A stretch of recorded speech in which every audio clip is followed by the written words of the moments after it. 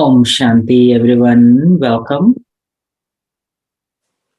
Welcome to this Monday workshops, a special series, unlike any other series, where we invite divine souls who have been on this journey, one of the ancestor souls who have been very close to Baba and Yagya, who are going to share their personal experiences on this unique journey back home, back to our beloved Baba, and back to our own divinity. So today we have with us Sister Tamasin. Sister Tamasin is one of the unique, every soul is unique by the way, but unique Brahmin soul who has a lot of love for Yagya, a lot of love for Dadis and Baba, and definitely Sister Tamasin, please correct me, is the daughter of Brother Robin and Barbara Ramsey. Is that right? Yes. Thank you. And she has been uh, she has been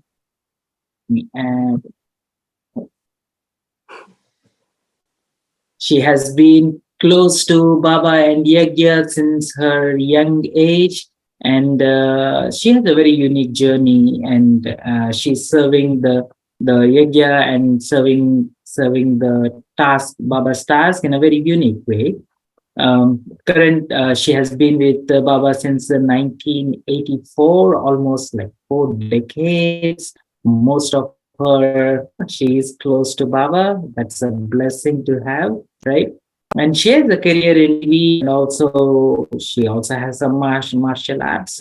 She has a black belt in karate, and she did her master's and PhD in medical anthropology. And during that time, she came across uh, Baba's, you hear in Sakar Murlis where Baba says, like, reach out to everyone, reach out to the Queen of England. And Baba used to send all these letters and Baba's Yagya pictures in those days. And Sister Tamasin, as a part of her research, she came across all of these artifacts from British Museum, and and then if you have watched that interview with Dadi Nirmal Shanta is the daughter of Brahma Baba. She also mentioned about something about the jewelry that Baba is a jeweler, so he used to create beautiful jewelry exclusively for the royalty of England, and then he made something unique jewelry which has a music within that. And then she talks about that, and then that is also one of the artifacts which is in British Museum. Maybe when you get a chance to go to UK, you should definitely check it out. I heard it is somewhere in the display of some of the places when Dadi Nirvachanta visited. She called out like that is a jewelry that Baba made it, and then she remembered exactly. Wow, amazing. Amazing to have that. Yeah, she called out in that interview when she was visiting London at one point. Yeah. So on that note, Sister Tamasin has came across the actual how Gyan has evolved. You know, if you actually think about somebody, like other day we were talking about somebody who does not speak any of the language of this physical world, somebody who has a very least experience in this physical realm, has given a biggest task, and every Baba has a unique role to transform every soul on this earth, and he has a minimum experience on this plane of space and time.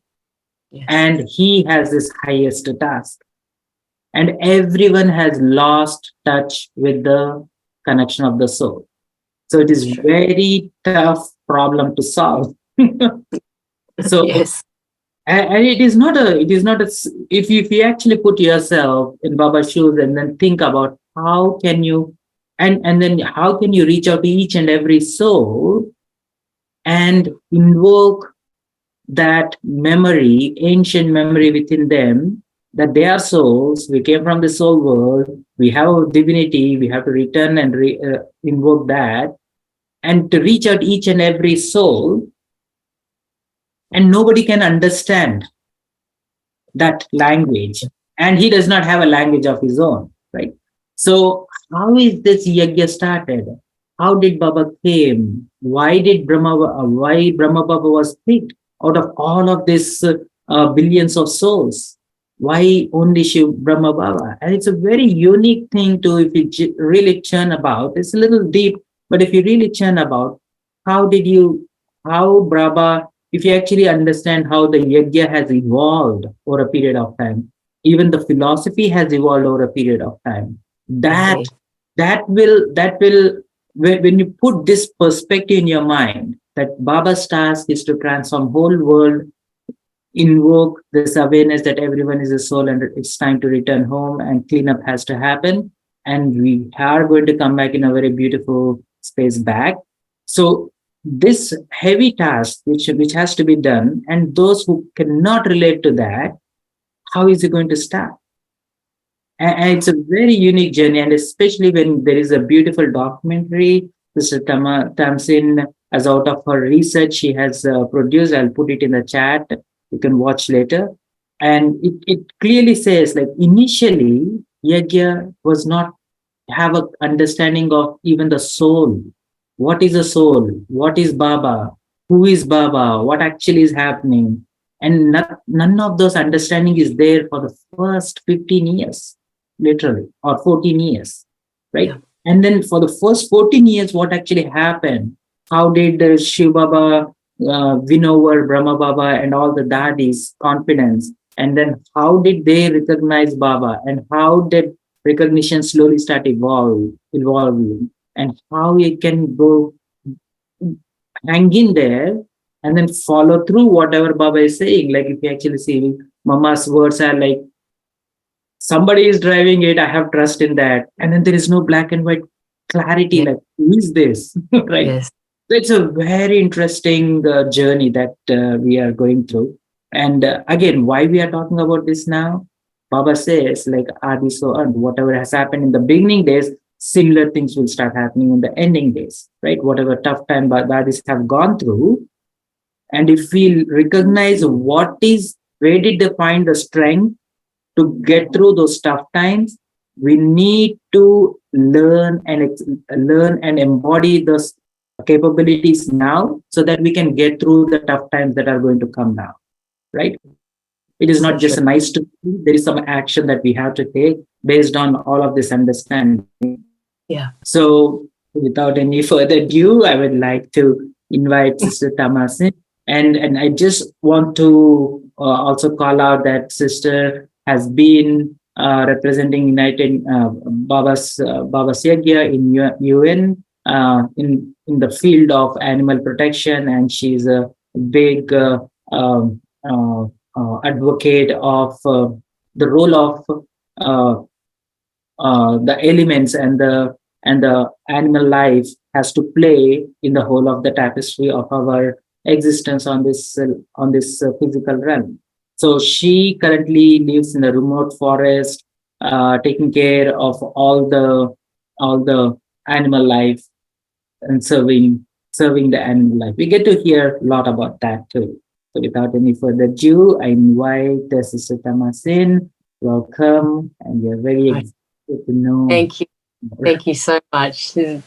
What an introduction. Far out. Gosh. Yeah, I mean, the history is something else. But let me backtrack a little bit. I thought I'd tell you how I came into Gyan, the story of how I came into Gyan, because, I mean, I think with all of us, it's quite interesting, especially with the benefit of, yeah, when you say 40 years, Harsha, it's like, it seems like it is a long time, but it goes quickly and you don't realize it's going until somebody says, like you said, 40 years. But it's interesting. And I think it's really important to understand how we arrive at God's door. it says something, I think, then about it's like a thread that continues through our Brahman life and is a very precious one. So from a pretty young age, I was concerned about the suffering in the world, but I was also concerned about my own behaviour, even as a child. Like all of us, had some difficulties growing up. Like my father left early when I was 5, and so it was my mum and I, and we faced, financial difficulties and just, the difficulties of life. And I would get very frustrated, and I had quite a fiery temper as a child, and I didn't want to have that temper. So, and I wasn't brought up with any religious background. I was brought up, even though I didn't know the term hippie back then, I suppose you would call it that now. Both my parents were very free-spirited. I grew up in the country, spent a lot of time playing with the animals and running around with no clothes on, and it was a very free-spirited upbringing. So I didn't really have a spiritual or religious frame of reference, particularly, not an organised one. But I was very spiritual in the sense that I felt a deep connection with all life, and I always believed in God, and I always believed God was a point of light somehow. Excuse me. So when I would have get really angry and upset and have these tempers and things like that, I would go to the local church, and I remember hearing that if you're very devotional, that you're supposed to lie down on the floor. It's called genuflecting. And I remember seeing a movie about a nun, and she would lie on the floor when she was very devoted and when she really wanted to call on God. So I did the same thing. I lay on the floor and I said, God, please help me. Please help me. I don't know why I'm getting so angry. I don't want to get angry. I'm angry at my mother. I don't want to be like that. I love her. Why am I as I am? That was the key question. Why am I the way I am when I don't want to be that way? I couldn't understand. Now we understand about the soul. Every living being is a soul. We have mind, intellect, sanskaras as 3 broad faculties and all of that, and we understand. But at the time, I was really bereft. And so for a long time, until I was about 15, I kept talking to God and calling out and saying, come on, you got to help me. And when I was 15, I gave God an ultimatum. I said, okay, that's it. I need answers, bucko. I need them now. And I waited for the sign and for the finger to come out of the sky or the lightning bolt and of course there was that silence. I thought, okay, well, I give up. So that was it. I said, okay, not thinking about God anymore. I'm just going to be a teenager and have fun, have a good time. So I did that for the last couple of years of school. And then at the age of 17, I was just out of high school, and I was, my first career, I was a young actress until not long after I came into Gyan, and I stopped that. But I got the lead role in a television series when I was 17 years old. And I moved up to Sydney. I'm from Melbourne, but I moved up to Sydney. And I moved in with Robin, my father, and we hadn't spent that much time together from when I was about 10 to when I was 17, 18. So we were just getting to know each other. And he received someone he was seeing at the time, a friend of his, gave him this piece of paper, and it said, a meditation program for actors, free vegetarian lunch provided. I thought, oh, well, meditation, okay, but free vegetarian lunch, that sounds very good. And I was interested in meditation, but I'd done all that when I was young, and I'd really given up on all that. So anyway, so we went to the centre, Robin and I, and Anthony Strano was there. And he was, for those of you who don't know him, he's one of our most esteemed, wonderful, great brothers and teachers who left the body in 2014, almost 10 years ago now. And he was my first teacher. So he was he was saying things, I don't know what he was saying. Honestly, I wasn't paying that much attention. But there was something about the sisters. And I thought, there's something going on here. Like, what is going on here? And I couldn't put my finger on it. Now I would define it as purity, which again is a concept we don't speak about easily in the West. We think about water being pure in that it's got no additives, but we don't think about purity as a notion that contains qualities and powers and states of being and all of that. So, but that's how I would define it now. There was something going on. There was some quality. I couldn't put my finger on it, but I thought, I want to be like these people. They're kind of amazing. And they weren't doing anything. They were just wandering around in their saris, giving us samosas, and they were very in the background. I thought, wow, that's something. So, okay, so then I went home and I continued with my job. And unbeknownst to me, Robin, my father, he went and did the course because we didn't really talk to each other back then. We were just kind of living in the same place, trying to get to know each other. And so he did the course, but he didn't tell me he did the course. So I just came home one day and he had taken all the artworks off of the walls of his. He had this really nice apartment in a nice part of Sydney.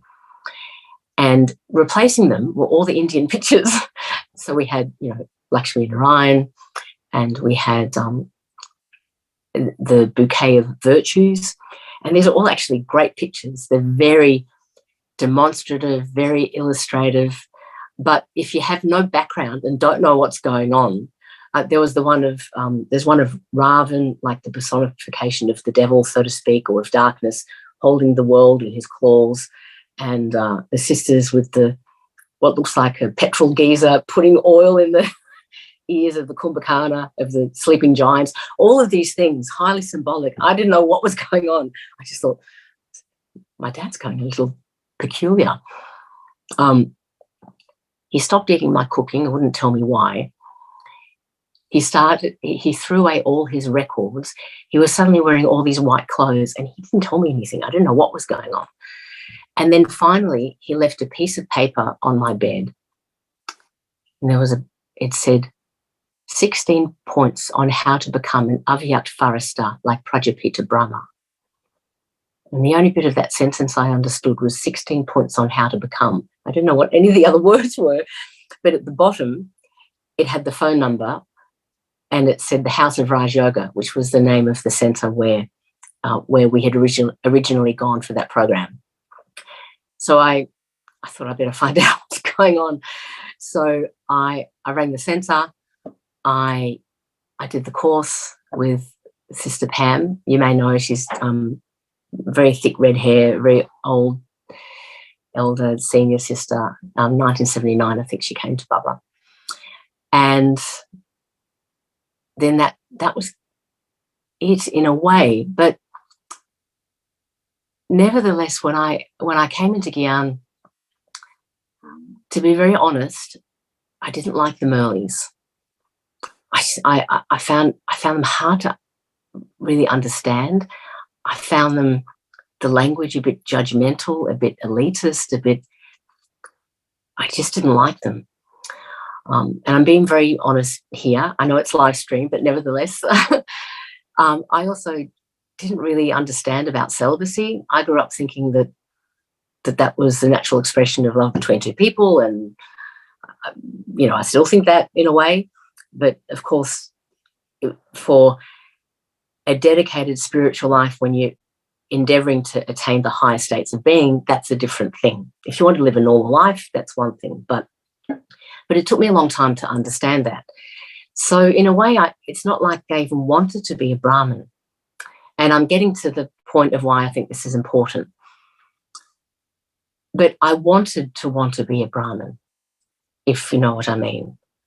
Like I didn't really want to, but there was something I wanted to want it.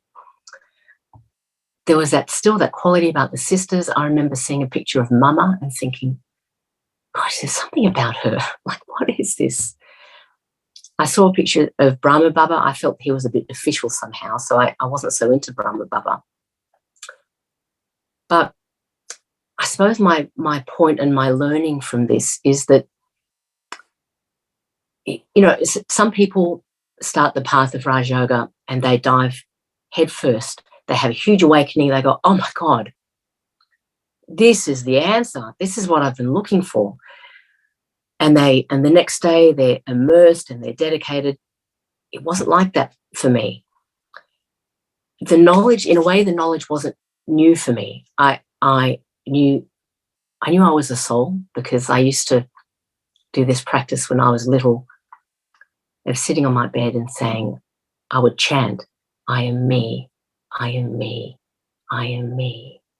I would do like that, and I would feel very light, and I would feel like I could leave the body even though I didn't. I thought, wow. So I knew that I was something other than the body. I knew that got the point of life. I'd read a lot of Ram Dass. There's a book called Be Here Now, which is all about the drama. He talks about the drama. He talks about the cycle of time. So I kind of knew that as well. It made sense to me. It was like I knew it somehow. So the knowledge wasn't a surprise, but I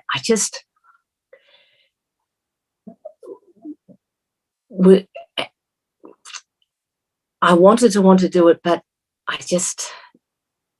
the language of the millions, all those things. But I suppose my learning, my insight is that even if there's just a sliver of light, that's all God needs. Because when we arrive at God's door, or when he finds us, of course God has no gender, but because of the language we have to use she or he. We are invariably at our worst. We're at our worst, we're at our darkest, we're at our most ignorant. But, you know, I used to have trouble with that too. I used to think, well, I don't want to, you know, I don't feel really good enough to be here, to be amongst all these amazing people in white who were self-realized. And I just, you know, I didn't have that self-respect. And it's only with the benefit of all these decades, actually, that I realized God doesn't want us at our best. God wants us at our worst, actually. God's not interested in gathering his children, her children, when they're divine and enlightened and powerful. That's not what she comes here for. He comes here because we are broken, because we're lost, because we're Budus, not as a judgment, but just as a state of being. Our intellects are rough, they're unrefined, they can't grasp this subtlety, which is why the history is so interesting, how the Yagya developed, how Harsha was saying. So it took a long time for me to get that realization that Baba loves me. God, I'm loved by God because I'm broken and I've lost the plot. And it's like you have a child who's fallen in the mud. The parent, like, so tenderly comes to tend to that child. The ones that are okay and they're strong and they're clean and they're fine. He knows that, they're fine. But the one that's fallen over, that's crying, that's lost, it's that one that so tenderly needs to be picked up and held and embraced. And, you know, and to me, when I realized that, it was like coming into Gyan all over again. And I feel like in my Brahma life, I've come into Gyan many times, not just once, many, many times. But this was really one of those insights that we are here because we arrive at our worst, and we travel an extraordinary path. Each of us, if we look back to our beginning, we travel an extraordinary path to reach a state of illumination where God can say, wow, look at my masterpiece. And so I might just do a couple of minutes of a reflective meditation about that, if that's okay.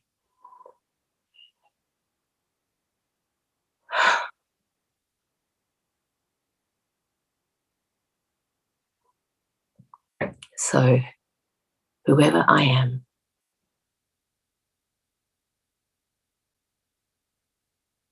however I am,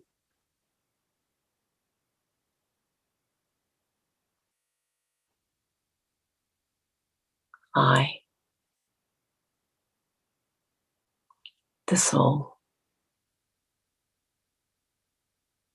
the living seed,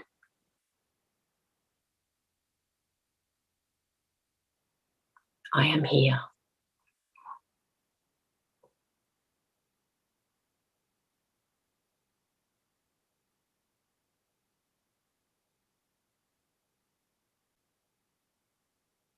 I, the tiny, silent, living light, who journeys from light to dark,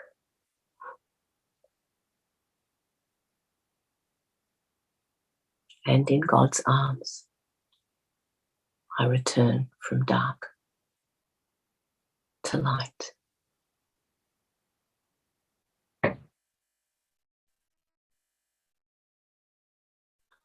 Moment, moment,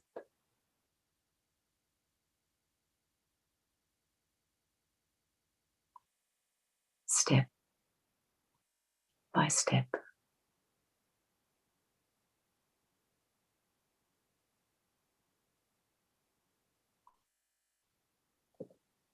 I come to meet the best of who I am.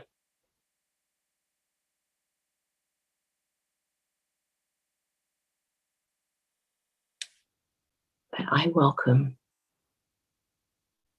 all of who I am.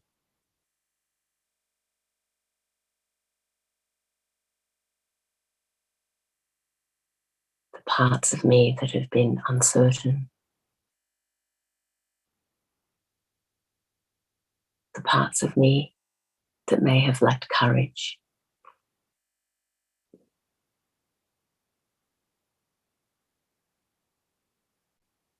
the parts of me that I may have wanted to keep away from others, from God, and even from myself.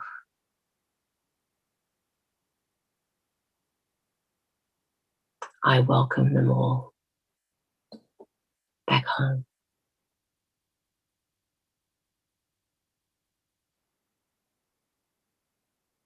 So that I, the soul, the eternal loving light, can bring all parts of me that have journeyed through time back home.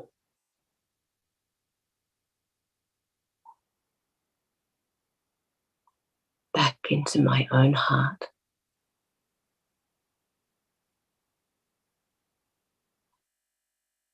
And into God's heart.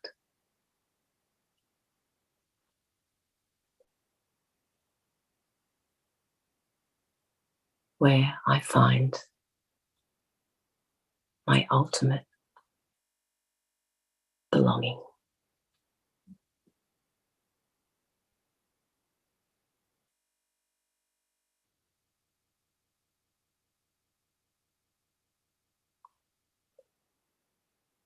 Om Shanti.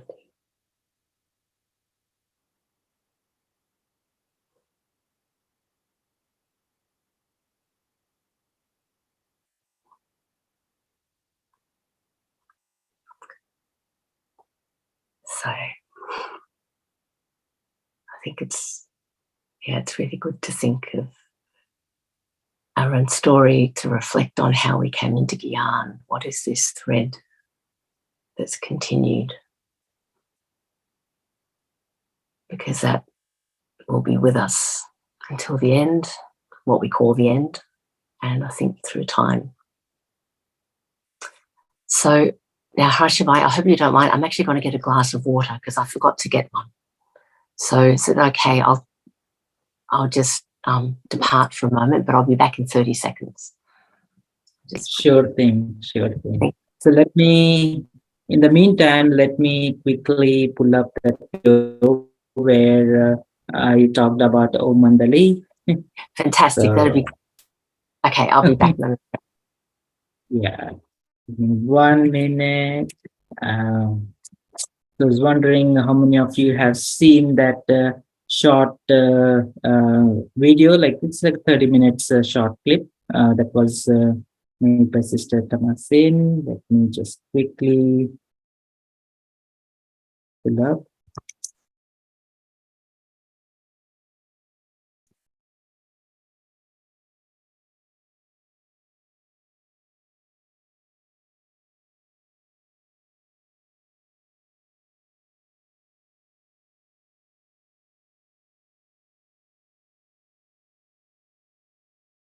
I'm sharing it in the chat for those for later point of time. In the meantime, I can just quickly play a little bit of that.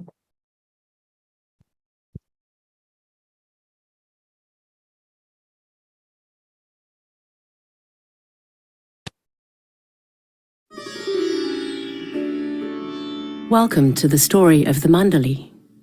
Welcome to the story of the Yagya. Welcome to your story.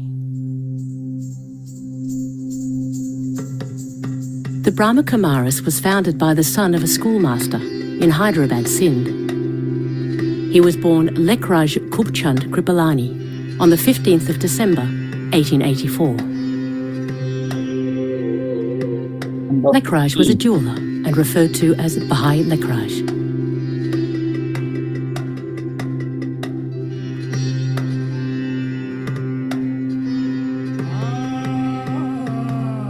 Bahai Lekraj was a devotional man, and he would spend the mornings reading the Gita and discussing spiritual ideas with his friends.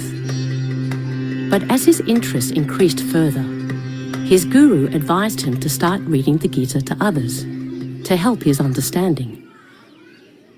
Spiritual gatherings were popular at that time, and so people in Lekraj's community began to gather at his home to listen to him read the Gita. The gathering was an intimate one, with most members related to each other through birth or through marriage.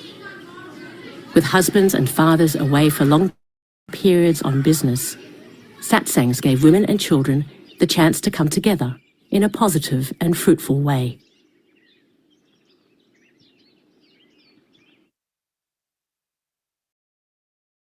In 1932, Bahai Lekraj started becoming more serious about his spiritual study. He spoke to his mind every day, trying to understand it and scribbling his thoughts and feelings in his diary. The readings of the Gita at his home helped to deepen his understanding. So he kept reading, and others kept listening.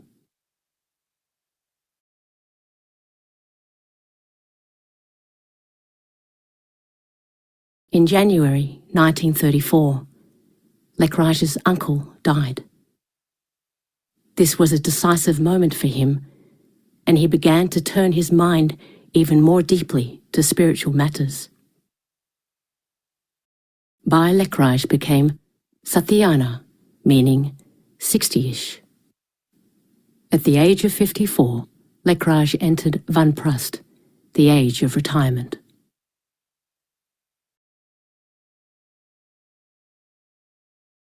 A short time later, Bhai Lekraj arranged a large reception at his home in Hyderabad for his guru. And while his guru was speaking, Lekraj got up and walked out. Now, it was unlike Lekraj to do something so socially awkward, so his daughter-in-law, Brajendra, followed him.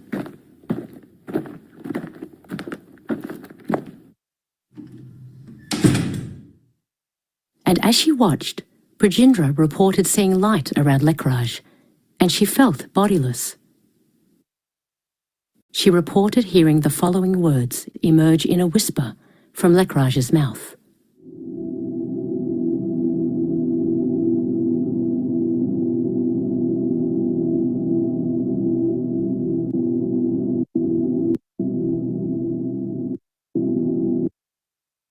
It was not uncommon for spiritual leaders to say, Shivoham, Shivoham. But it would be many years before Lekraj or Brajendra would understand the significance of what happened. This experience was life-changing for Lekraj, and in 1935 he travelled to Varanasi. Bhai Lekraj was 8. I just want to give a pause here and let Sister Tamasin continue from here. And you have the full video there, link in the chat, and from there you can take it forward. Thank you, Sister Tamasin. Welcome back. You are on mute. Beg your pardon. Thank you. Yeah, it was interesting. I haven't seen it actually. As often happens when you create something, you create it and then you don't look at it again. And that's 10 years on. We're 10 years on from that, I think. And actually we know more now than we did even back then. So how I got interested in the history, and then I'll show you a couple of pictures that I think are very interesting and show their thinking at the time. So as you saw from that, I'm just trying to think where to begin. Okay, I'll tell you how I initially got interested. So for my PhD, for my thesis, I had to do a chapter on the history of the Brahma Kumaris. And the history that we received was through Adidev. And it's not that's not, I mean, it's a great book. As a historical book, it's not accurate. As an origin story, it's fantastic because it gives the full introduction and the knowledge and everything in one package. But as a kind of chronological history, it doesn't really go into how knowledge developed. So, but I didn't know that at the time. And I was in London to see Robin, and he wanted to go to the British Library to look for, I think he was thinking of doing a film on Brahma Baba or something like that. And because I was a PhD student, anyone doing a higher degree by research can get a special permission to go into the rare maps and books section, which is not open to the public. You can only do it if you're doing either a master's or you may even have to be doing a doctorate. So I had this special letter and I thought, oh, well, we'll just see what's in there. And so I went into this section and I typed in Brahma Kumaris and didn't get very much. And I thought, there were a couple, like one of Ken's books and something else. Then I typed in on Mandali and like 6 things came up. And I felt like Indiana Jones finding the treasures. So I went instantly, I found Is This Justice, which was a book in response to the anti on Mandali, they group of the families that were so troubled. I mean, this story, I'm sure you know, that there was a lot of social upheaval at the time because of the power of everyone's experiences. Young women and girls, they were leaving their fathers and husbands, and this was unheard of at the time. And so there was an uproar among all the families, and it was all their relatives. It wasn't like distant people. These were close people. So that's all documented as well. But the one that I I loved, or a few pictures I loved, and I'll show you if I can get them on this computer. I was having some technical problems before, but I'll try. One was a really, really big picture of the first colour tree that they made, and they would all make it together, like Dada Visharatan, Dada Anand Kishore. I think Dada Chandrahas was the main one who did the pictures. He was good at art. And it's done on this big old handmade paper and, you know, hand drawn with such love and tender care. You can feel it. And the tree, I think it's the image of Muhammad or something. There's one of the prophets and it's in blue and it looks like a bit of a chocolate wrapper, you know, that kind of aluminium foil, that shininess. So, and then we also I found the letters that Baba refers to in the Murlis when he gives the instructions to write to the Queen and tell them that destruction is going to happen and tell them they have to tell the Queen she has to come now to receive enlightenment. So those letters we found that were written by Mama, and this all gives a real feel of the spiritual urgency of the time. But the knowledge was very rudimentary. They had hardly any knowledge, actually. And the daddies used to speak very openly about this. In the 80s and 90s, when we would have classes from the daddies, particularly Daddy Manohar, she was the one who had all the stories.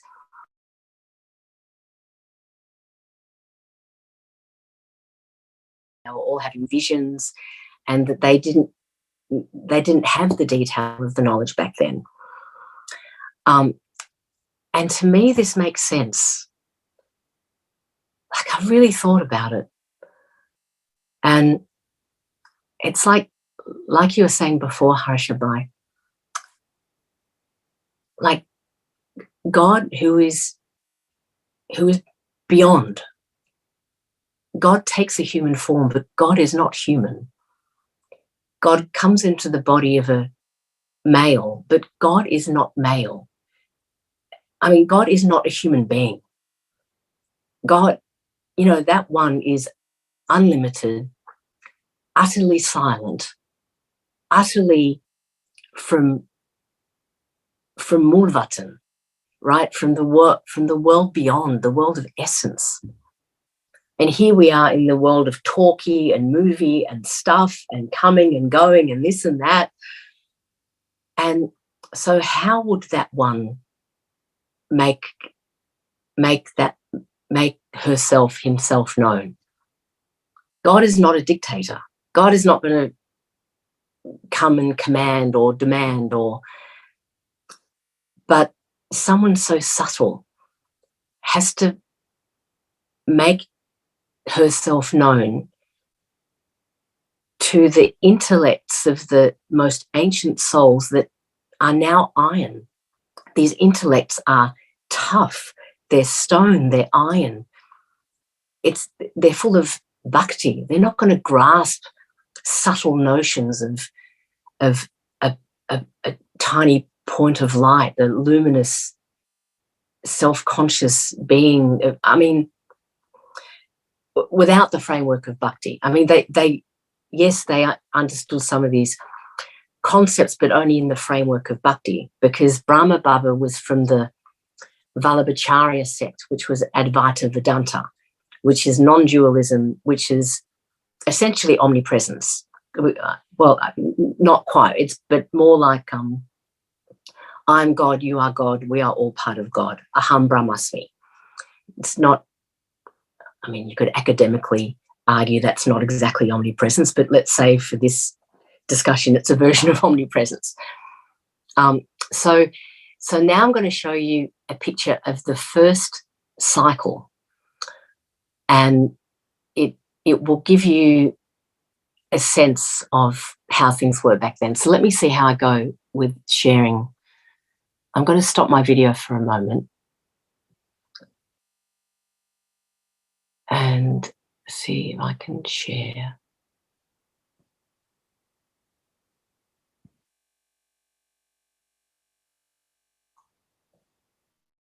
I don't think, oh, hang on.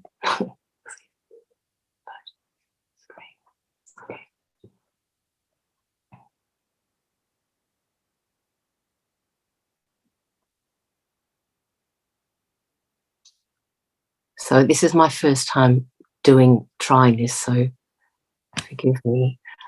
I'm not sure how it will be. I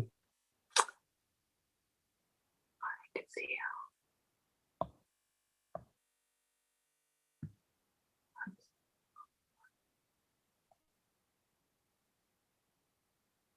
Okay.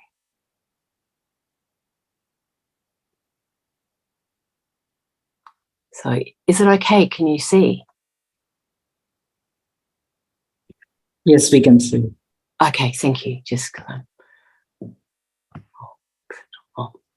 okay, so this was the first.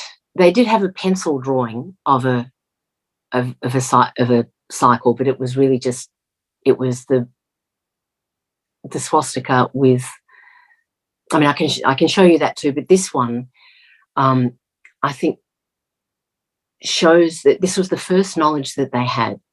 The first knowledge they had was about that the world is a drama. It repeats identically. And you can see around the left, it says at the end of all of the prophet paths, the Islamic dynasty, Buddhist dynasty, Christian dynasty, it talks about the divine power of Aham Brahm.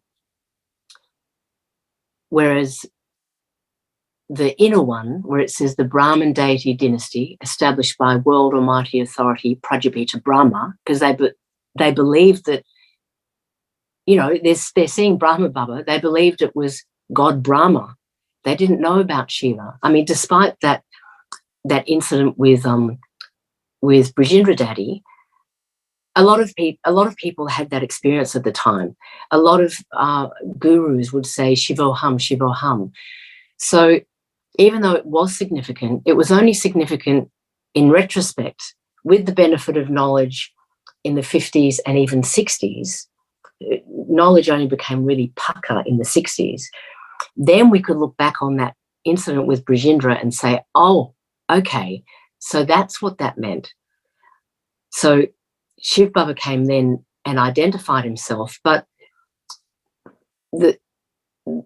again, the minds and the intellects and of the first members of Brahma Baba and the young girls and the sisters and the brothers at the time, they were immersed in bhakti.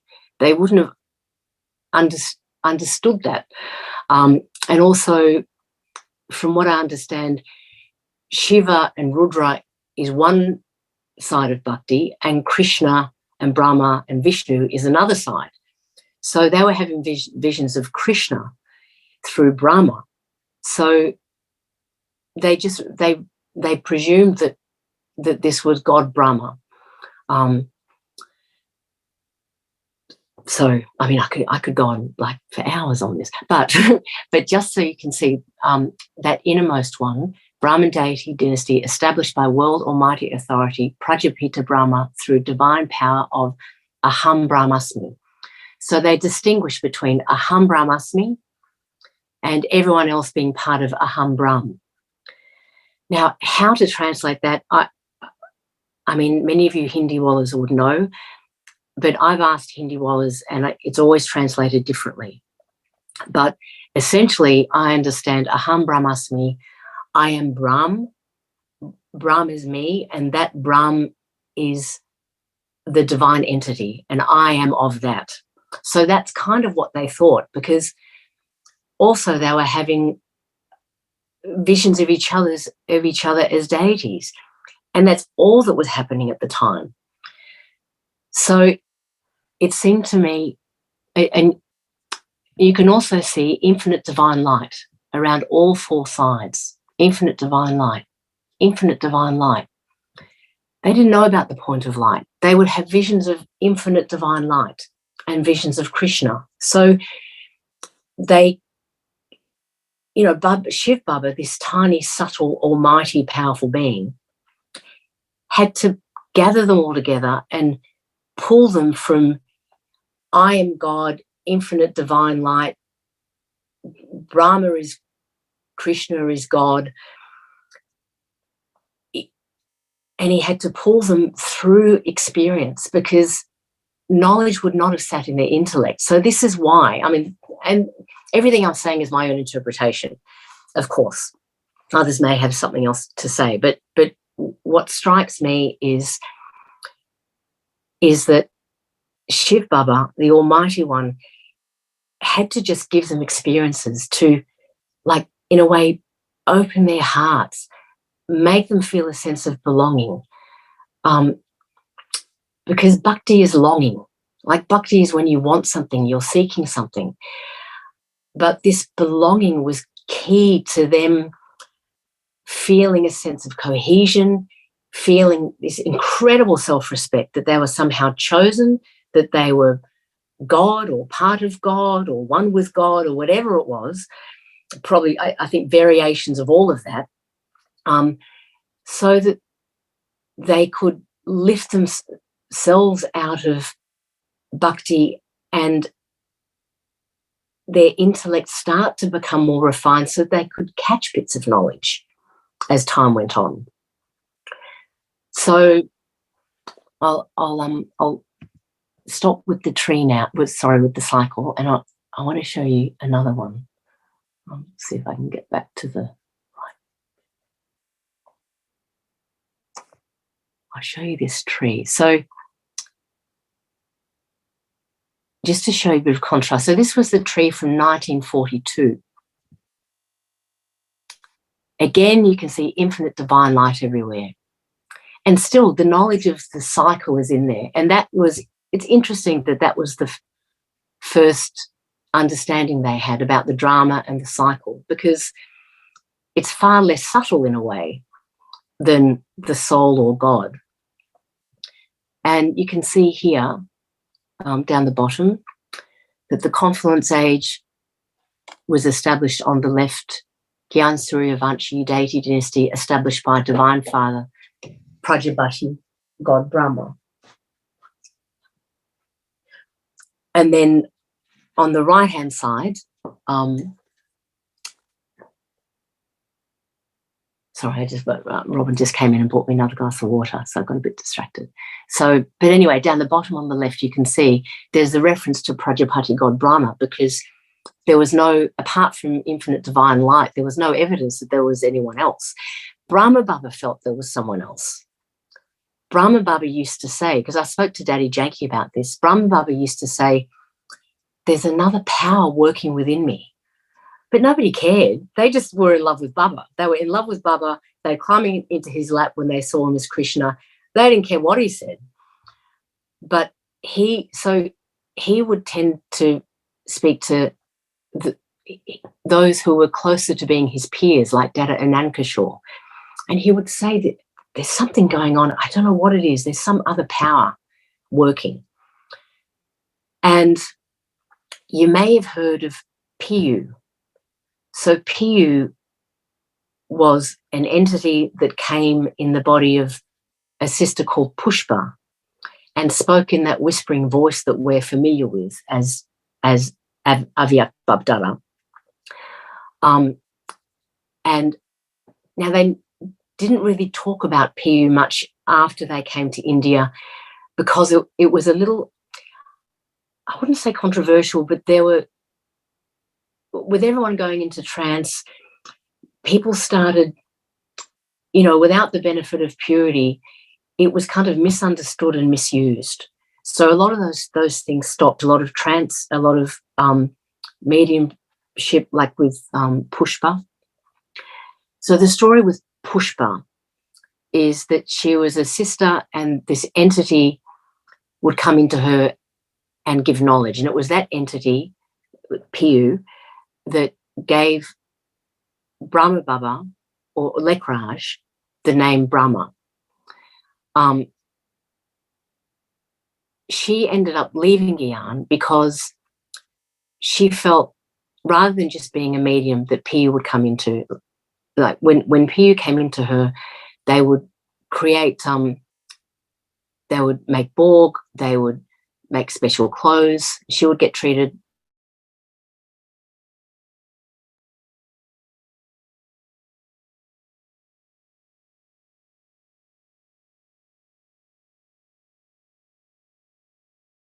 be on a par with Mama and Baba or something like that, and not just treated like everybody else.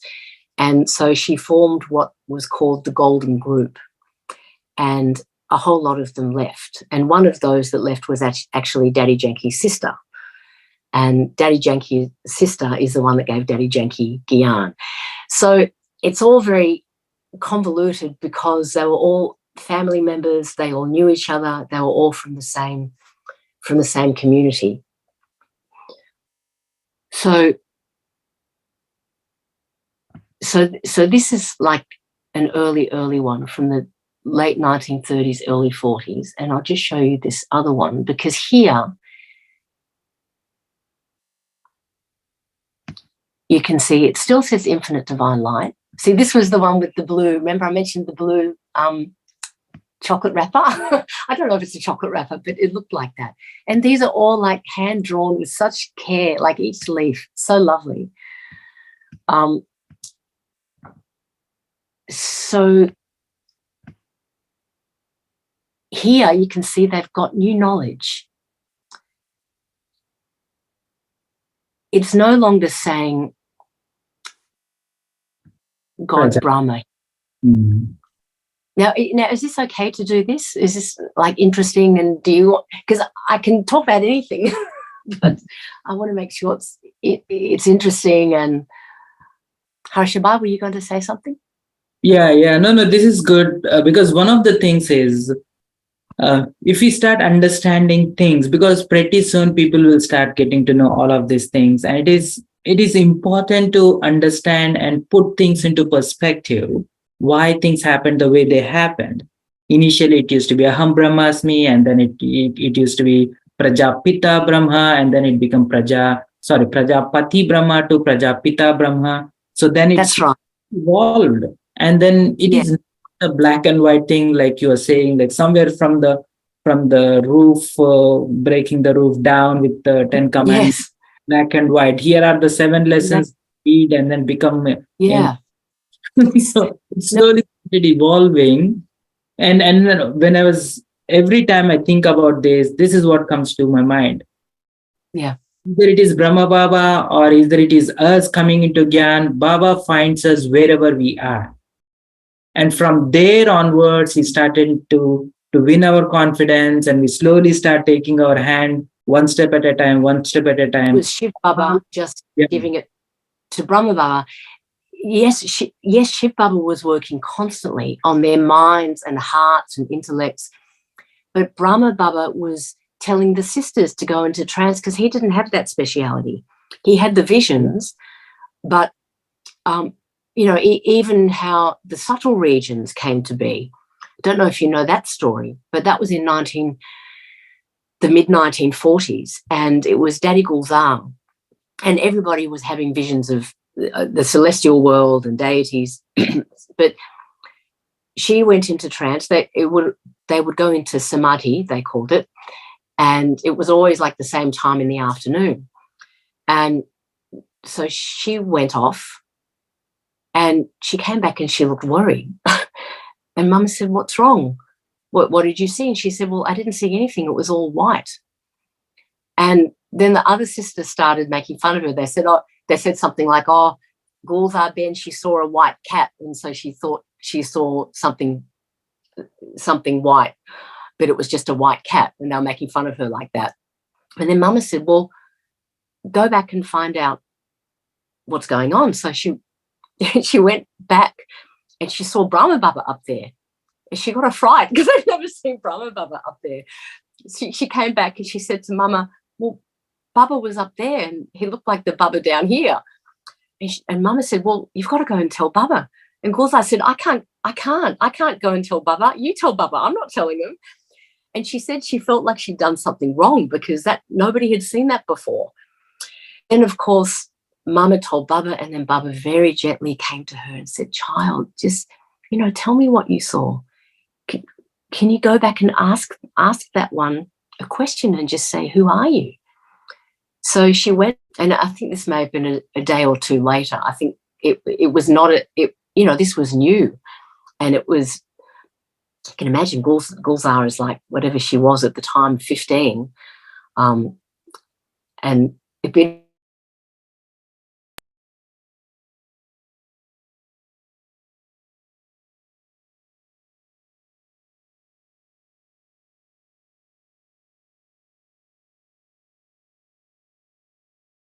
perfect angelic form. And so that's when they started to know about the subtle regions. So it was like, as you say, Harsha, it happened in drips and drops, and it was very relational.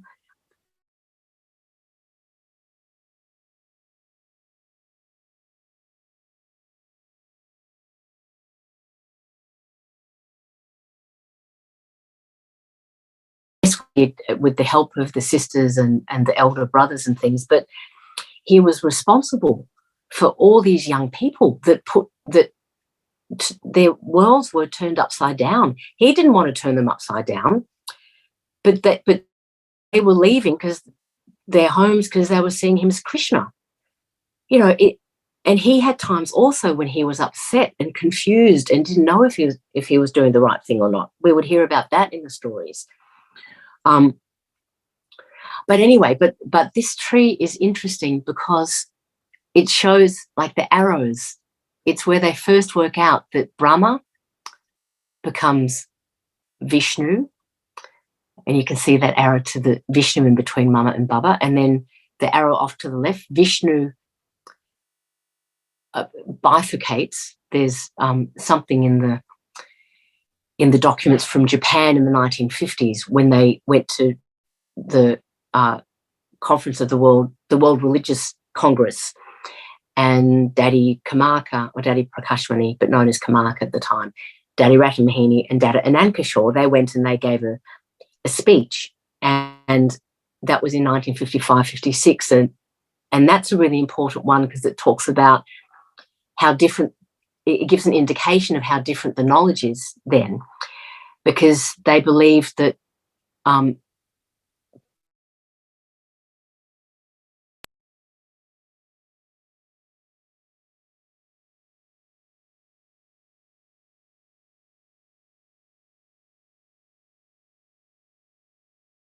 in Narayan. It wasn't until even after that Shiva as a distinct entity was known. It was still at that point, 1955-56, Trimurti God, and that included God Brahma, God Vishnu, and God Shiv Shankar. So, but this is a really interesting tree picture to capture that new understanding that they were obviously wanted to anchor into the minds of everyone, hence the arrows. So maybe I can stop screen sharing now. Okay, now I'm coming back. So, yeah, so I mean, for me, I feel there's something about that beginning, that sense of belonging and connection and spiritual urgency that I feel we will return to. But my feeling is that it will be like it was in the beginning, but the difference is we will have realized everything. We've done all the work. We've traveled the path. We've fallen up. We've got up again, fallen down, got up again. We've traveled this extraordinary path. We realized who we are. We realized who God is. We've been instruments for world transformation, to uplift, to serve. We've become humble. We've destroyed our ego. And even in the Gita, I think, doesn't it say at the end, after all of the teachings, God says, now forget everything. Just one above. Just remember me. That's it. And then we go. And I feel like that point is coming just because we've had the Sakar sustenance, we've had the Avya sustenance, now we have the incorporeal sustenance. And I'm not sure how many of you have just been to Madhuban, but I've just been after 4 years. And I really got a sense that there's a great maturity among the family, within the family. And there's a real feeling of closeness. More so, like that belonging is really, is there. And I feel like the longings that we have had, even in Gyan, you know, oh, I wish it was like this, or I want to be like that, and the striving that we've had, and we continue to have, it's not over yet, but we are moving from longing to belonging, from wanting to being. And I think there are clues in our history that give us an indication of what it will be like at the end, or at the point that we call the end, which is not really an end because it's a cycle, but, you know. So, I've been talking a lot, excuse me, one moment. But does anyone have any thoughts or questions or anything? Because I realise it's a lot of information I've given, and there's so much to it. It is really like an ocean. But if anyone has questions or comment or anything while I have a couple of sips, by all means, I'd love to hear. So feel free to unmute yourself if you have, oh, there you go, Kalpana again. Om Shanti, sister. This was just amazing. So the thought that came to me is the 14 years when Baba and Dadis were in isolation. Did Baba receive the Murlis at that time? No, there were no Murlis as such at that time. It was later when he would give discourses, and they became the Murlis. But even then, it was not so organised.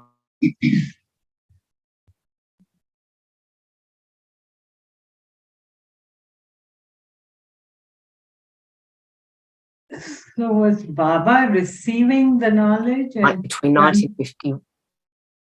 Yeah. He missed a little bit of what you were saying.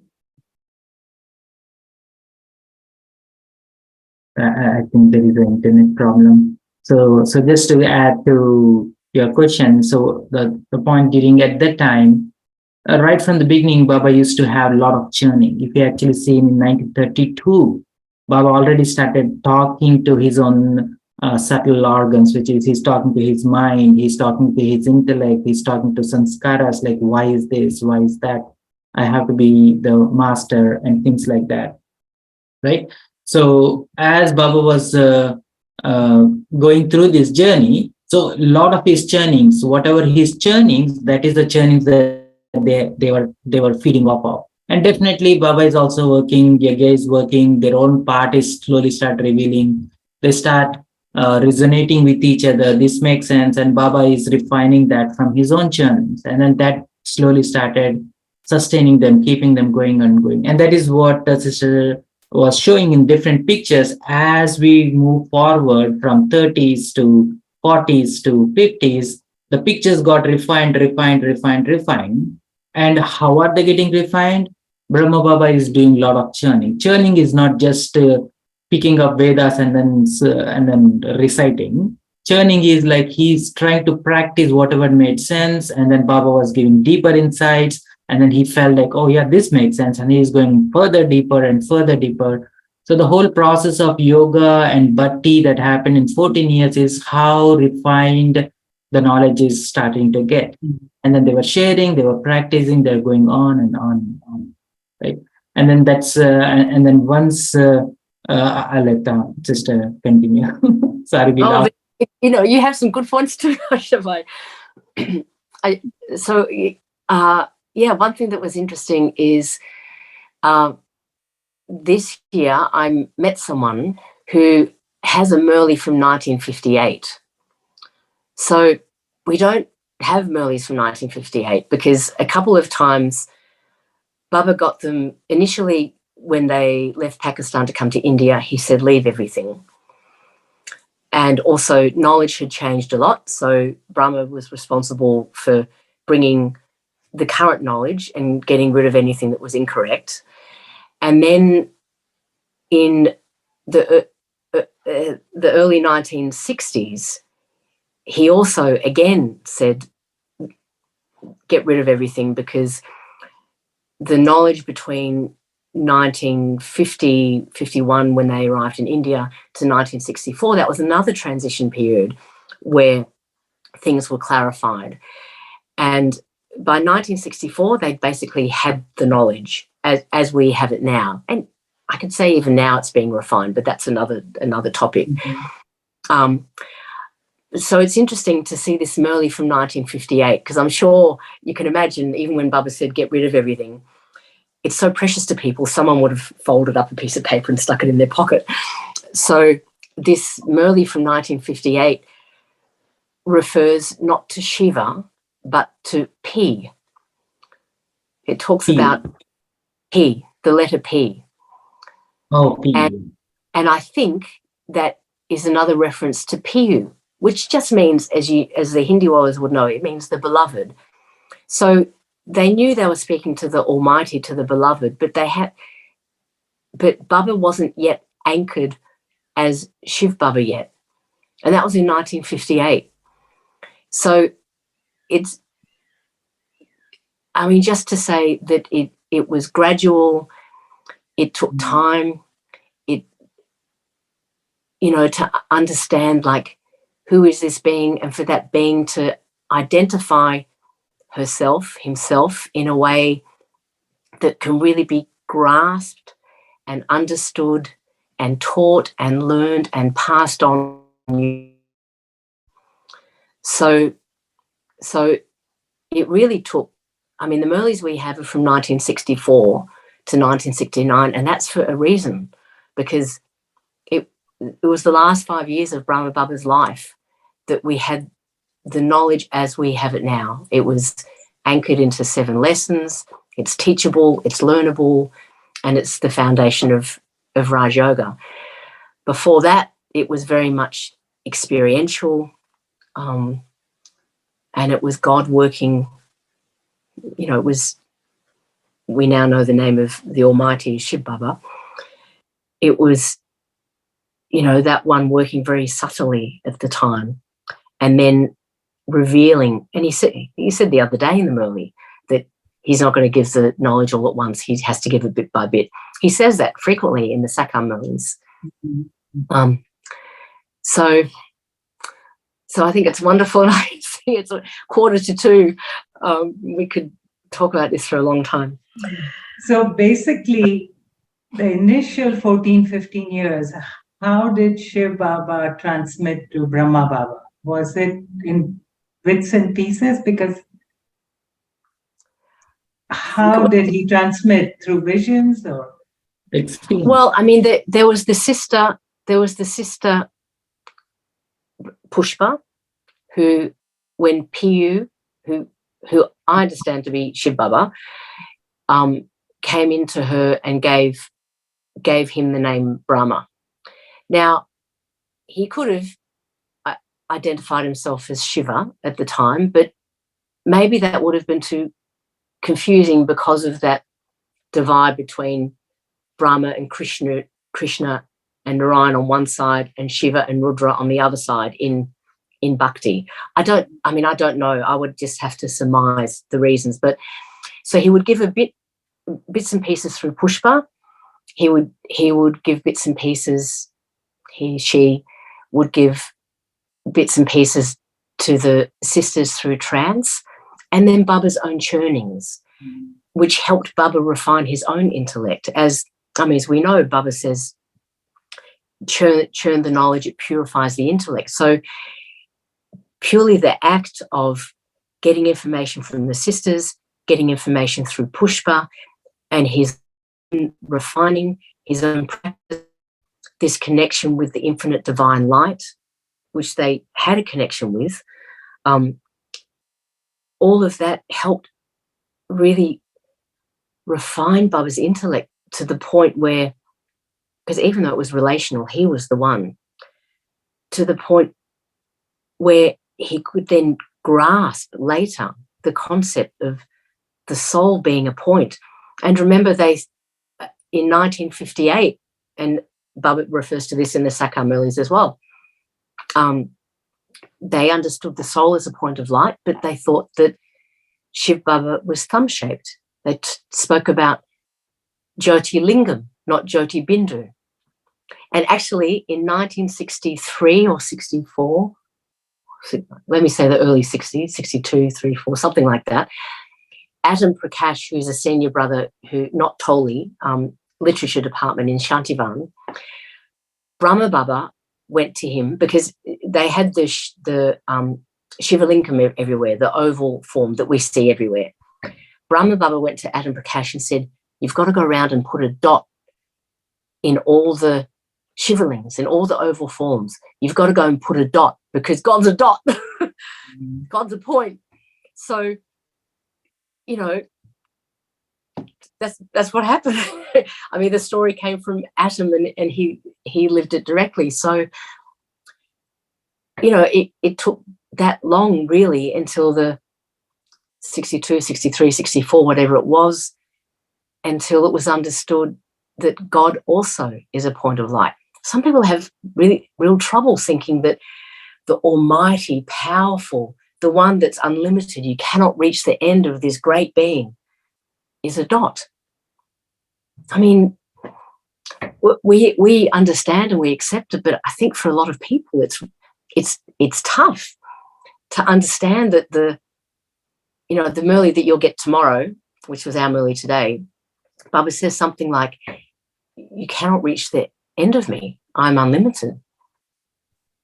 But yet it's a dot. I mean, not even a dot. A dot, we just say a dot because we have to say something, but it's like nothing. I mean, what a concept. So that's how it happened, Harsha. It happened through those 14 years. It happened through Pushpa. It happened through trance. It happened through meditation, whatever their practice was at the time, which was, I suppose, just like feeling, my God, I'm the ancestor of the world. I'm going to be a deity. Far out. That was their meditation. And then just, working it out, just as we do, I mean, if I look back onto my Brahman life, I don't think I understood anything. I don't know how I became a Brahmin. I don't know why I'm here because I didn't understand anything at the beginning. Like and if we think about our lives and where we are, however long we've been in Gyan, or if anyone's watching that's not in Gyan, even if you look back just on your life as you've matured, and you look back, 10 years, we change, we refine, and it was the same with Baba and the young sisters. Thank you so much, because this gives you a deeper appreciation for the Murlis. So thank you. It's my pleasure. So look, we're kind of at the end, but can I just say a couple of things about what I'm doing now, and then is it okay? Should I finish with a meditation or something? Is that good? Or Yes. Okay, so recently I have been very interested in animals. And I mean, I was when I was a child, but I've become more interested because I think, we have species, we have racism, we have sexism as big forms of body consciousness, but we also have speciesism, which is the notion that somehow non-human animals are less. and there's not the time to go into it now. But in one way, I mean, we are souls, there's no doubt. We are ontology, which means being, in biology, in an animal form. I mean, we are animals in that way. We live as souls in a biological entity. Kangaroos, I say kangaroos because I'm in Australia, they are living entities, they are souls, and they live in the biology of a kangaroo. So I'm just interested in this because we don't have a lot of Gyan about this. And I feel somehow it's up to us to work out. Because Baba mentions animals in a very rudimentary way, often as a metaphor, but not actual. And I'm interested because animals are with us throughout time. They're with us through the Golden Age, Silver Age, Copper Age, Iron Age. They're our companions. They're remembered in bhakti. We have a very close relationship with them. It's only in the recent last few hundred years that we've begun to exploit them through factory farming and through meat and dairy and leather and all those things. So I now live in a forest refuge. It's very remote. It's about 4 hours from Melbourne. And we have a wildlife shelter, and I have the privilege of interacting with those souls, those beings of other species every day. And it has enriched my spiritual life. It has brought me closer to God, no doubt. God is Pashupatinath, the Lord of all life. God is not the God of human souls. God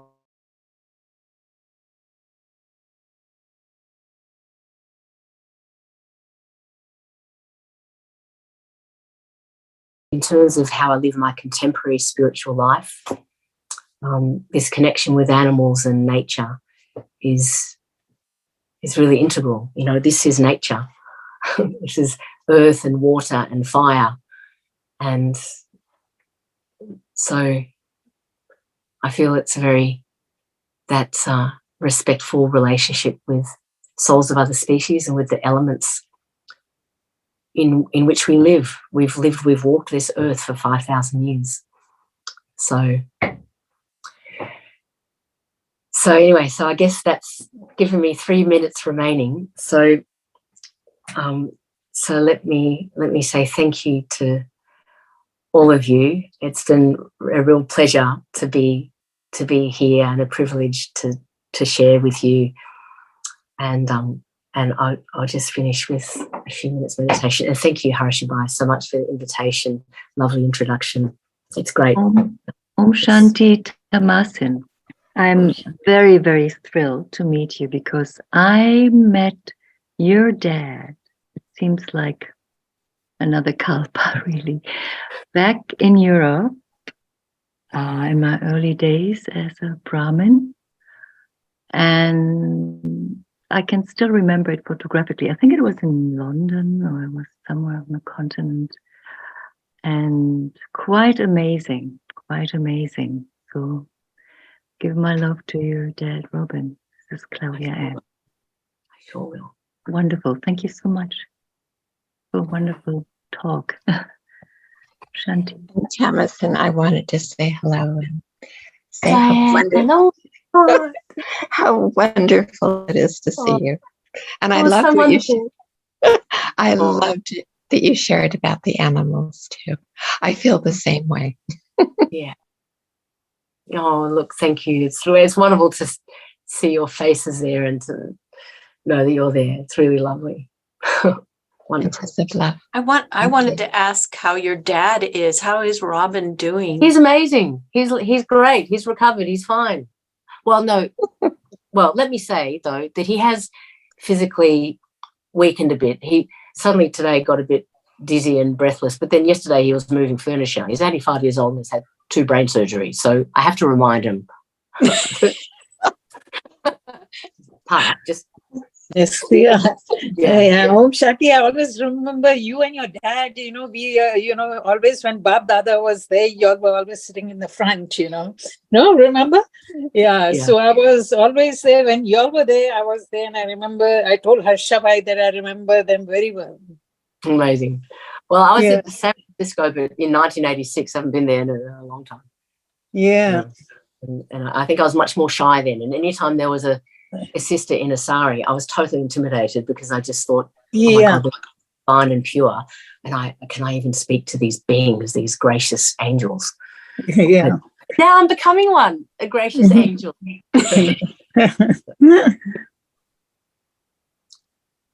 You are already, sweet Tamasin. I so enjoyed. Thank you so much. Oh, I'm Yeah. so glad. Yes, Thank you. so Om much. Shanti. And please give my love and blessings So, to your dad. Harsha, should I do a commentary type thing, or do Please. we just finish the Oh yeah, we have 2 more minutes. Yes. Don't hesitate. Yeah. I'll mute myself for a minute. I have to Say something, Halima Ben, you want to say something in the meantime? Oh, I just want to say, Tamasin, it was lovely. I just really enjoyed your talk. I didn't want it to end. It was thank you. fascinating about the history of the Yagya and Brahma Baba. Really enjoyed it. Thank you so much. We'll have to invite you again when maybe you might be a little closer than 2 a.m. in the morning. No, she's in the Oh afternoon. no! It's 2 in the morning. My God, you're very dedicated. No, No, for no, no, you. no. Oh, Isn't It's it 2 in the morning? No, it's 2 in the afternoon. Oh, well, then that's good. Yeah. Okay, then this works. All right. Yeah, Never I thought mind. maybe Yeah, you were it's in India. already next day, right? It's already the next day. That's right. So we can go on more. No. I mean, your time What? was very precious, and we'll just have to have you come again. I would love it. I would love it. We can hear more about the animals and other Yeah, I can and the show you environment. videos. Oh, Yeah. we've been passing around the video of the seed, the seed, what's it called? The wonderful presentation that was done in Gyan Sarovar, Seeds of Change, Oh yeah. the environment. And it just was a wonderful, and we're sharing it a lot with our family here. Wow, it's great. I think there is a real movement towards that within the world, but even within the Brahmin family, we're thinking about it much more. And I feel it's the next phase. Mhm. Yeah.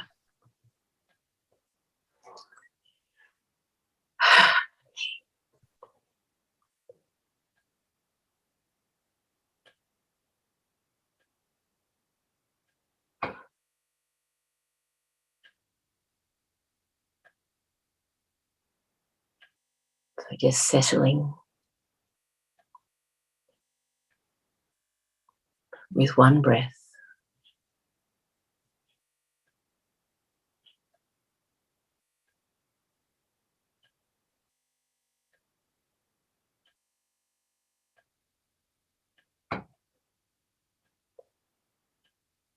One breath.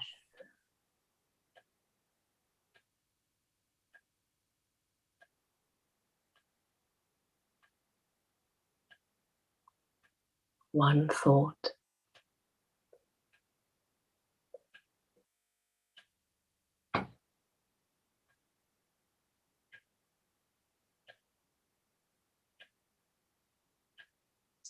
Om.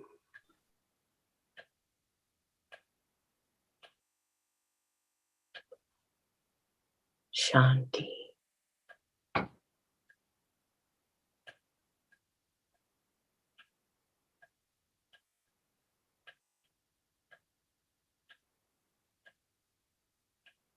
Here I sit.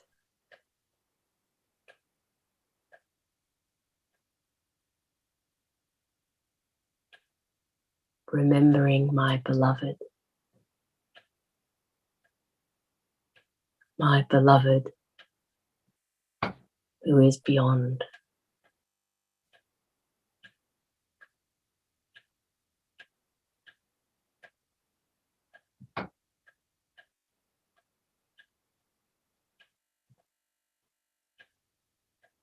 My beloved who is unlimited.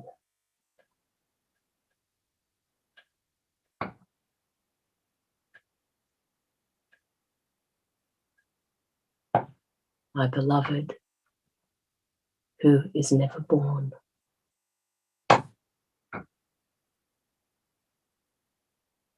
Who never dies.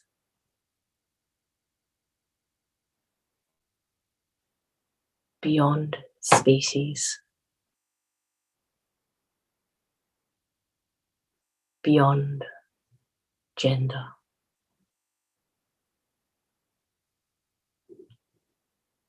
My beloved one.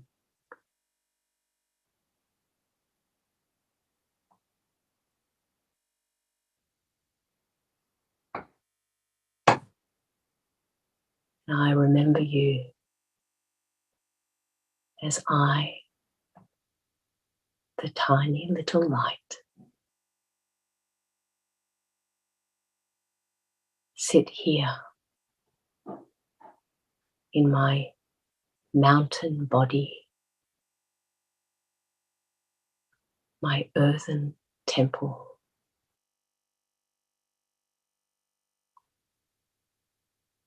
my home, my little home.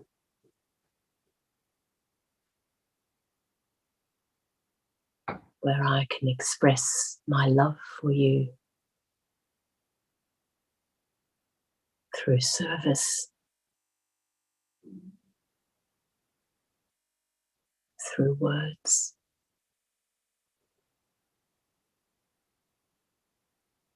in relationship.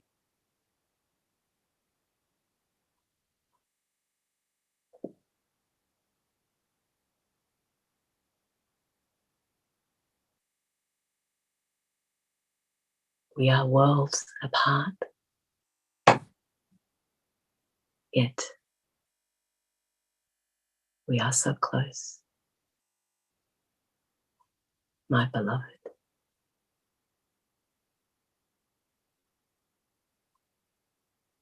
One thought,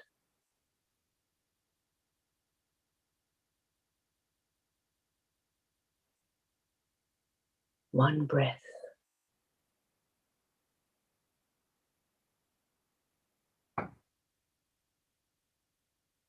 and I am with you.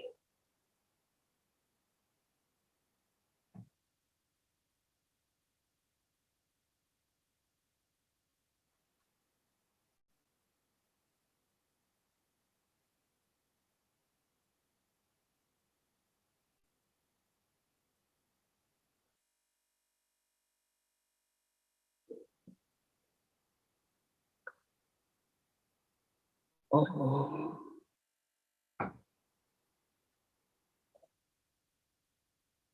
Shanti.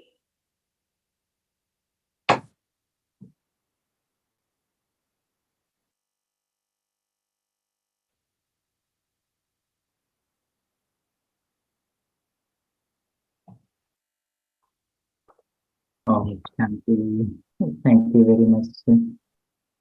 The beautiful journey that you have taken us. Now you really reminded us it is time of the incorporeal, like the recent Vyakmurli where Baba was telling, get into your incorporeal bodiless stage. You are blessed to be an angel, and it's time incorporeal. Thank you very much for this beautiful reminder. Thank you, everyone. Thank you, everyone.